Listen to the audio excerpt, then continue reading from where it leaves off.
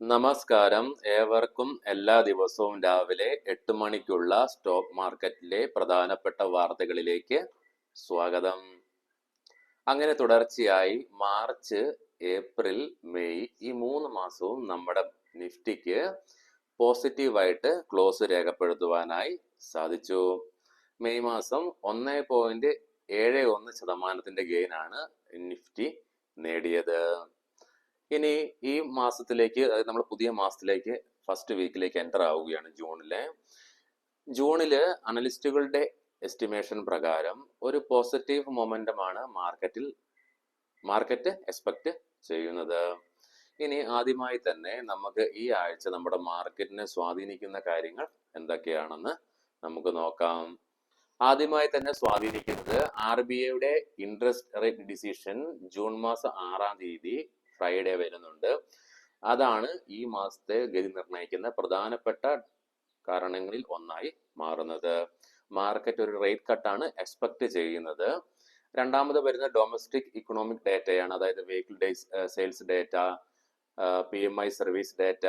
മൂന്നാമതായി സ്വാധീനിക്കാൻ പോകുന്നത് US ജോബ് ഡേറ്റയാണ്.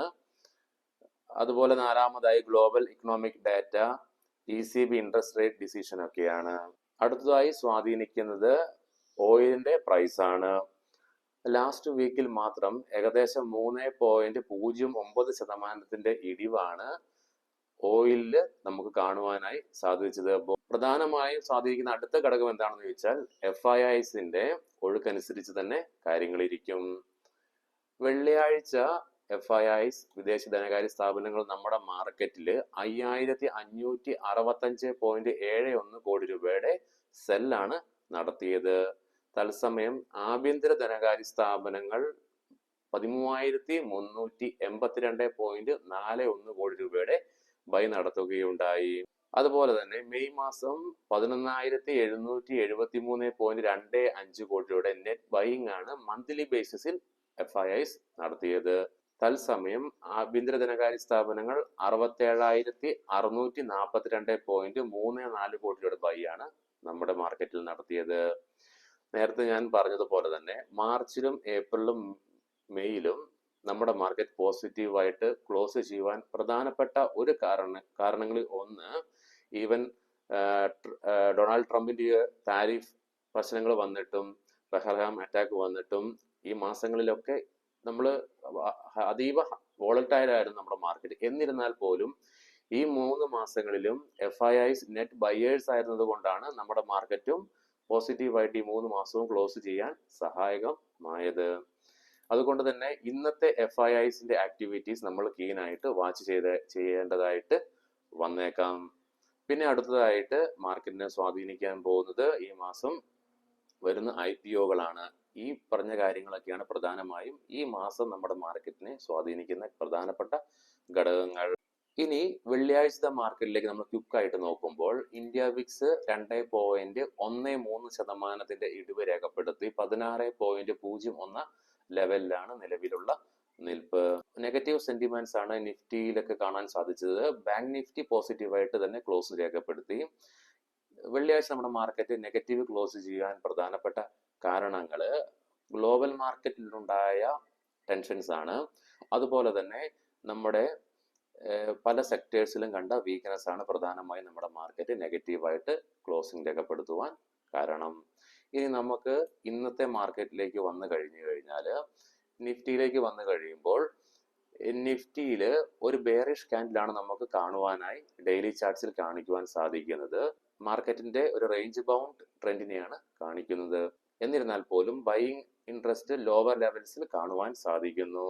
നിഫ്റ്റിയിൽ 24,650, 24,700 ലെവലുകൾ നല്ല സപ്പോർട്ടായിട്ട് ഇപ്പോൾ കാണുവാൻ സാധിക്കുന്നുണ്ട് കുറച്ച് ട്രേഡിംഗ് സെക്ഷനിലായിട്ട്. നിഫ്റ്റി ഈ പോയിന്റ്സുകൾ ബ്രേക്ക് ചെയ്യാത്തിടത്തോളം 24,900 എന്ന റേഞ്ച് നിഫ്റ്റിക്ക് ഒരു നല്ല റെസിസ്റ്റൻസ് കാണുവാനായി സാധിക്കും. ഈ 24,900 എന്ന റേഞ്ച് നിഫ്റ്റി സഡൻലി ബ്രേക്ക് ചെയ്യുകയാണെങ്കിൽ വിത്ത് സ്ട്രോങ് അപ്പ് മൂവ്മെന്റ് ആണെങ്കിൽ 25,000 എന്ന സൈക്കോളജിക്കൽ ലെവൽ ഒരു ഹ്യൂജ് റെസിസ്റ്റൻസ് ആയിട്ട് നമുക്ക് കാണുവാൻ സാധിക്കും. കാരണം ലാസ്റ്റ് 10 ട്രേഡിംഗ് സെക്ഷനുള്ളിൽ 6 ട്രേഡിംഗ് സെക്ഷനിലും നിഫ്റ്റി 25,000 എന്ന ലെവല് ബ്രേക്ക് ചെയ്തു. പക്ഷേ അത് സസ്റ്റെയിൻ ചെയ്യാനായിട്ട് സാധിച്ചില്ല.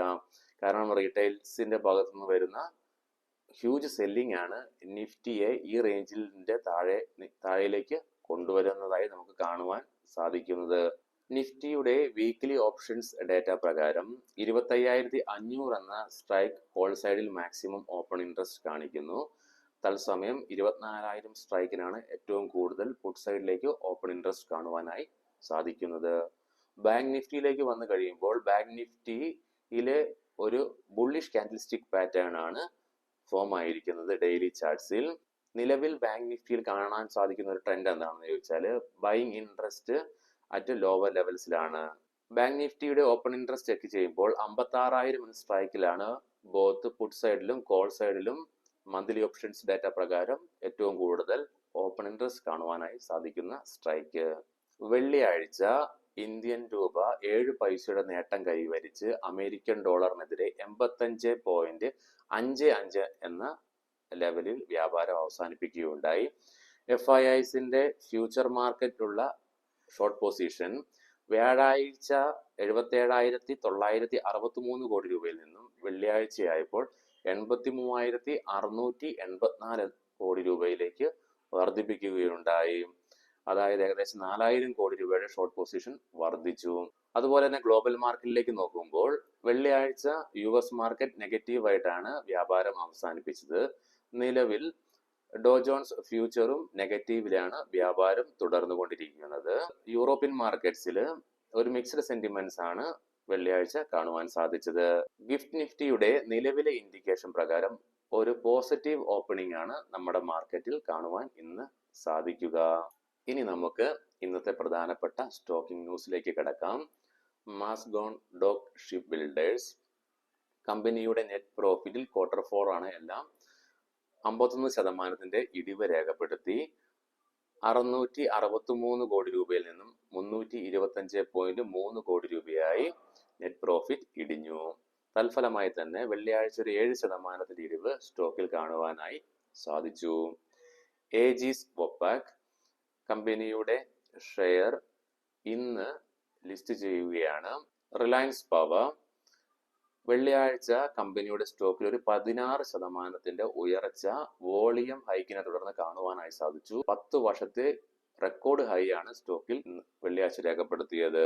ബജാജ് ഓട്ടോ ജൂലൈ മാസം മുതൽ ചൈന റയർ എർത്ത് മാഗ്നറ്റിന്റെ സപ്ലൈയിൽ ഒരു ടൈറ്റൻസ് കൊണ്ടുവരുന്നത് ഫലമായി കമ്പനിയുടെ EV പ്രൊഡക്ഷനിൽ റിസ്ക് വർദ്ധിപ്പിക്കുമെന്ന ഒരു വാർത്ത വരുന്നുണ്ട്. മെറ്റൽ സ്റ്റോക്സ് ചൈനയും US-ഉം ആയിട്ടുള്ള താരിഫ് ടോക്കിൽ നിന്നും ചൈന പിന്മാറിയതിനെ തുടർന്ന് മേജർ മെറ്റൽ സ്റ്റോക്സ് ആയ വേദാന്തയിലും ടാറ്റ സ്റ്റീലിലും പിന്നെ ലീഡിംഗ് ആയ അതർ മെറ്റൽ സ്റ്റോക്സിലും വെള്ളിയാഴ്ച ഒരു 3% ഇടിവ് കാണുവാൻ സാധിച്ചു.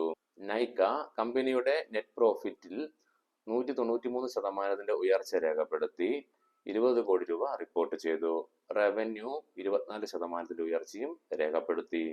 അപ്പോളോ ഹോസ്പിറ്റൽസ് കമ്പനിയുടെ നെറ്റ് പ്രോഫിറ്റ് 411.5 കോടി രൂപ രേഖപ്പെടുത്തി.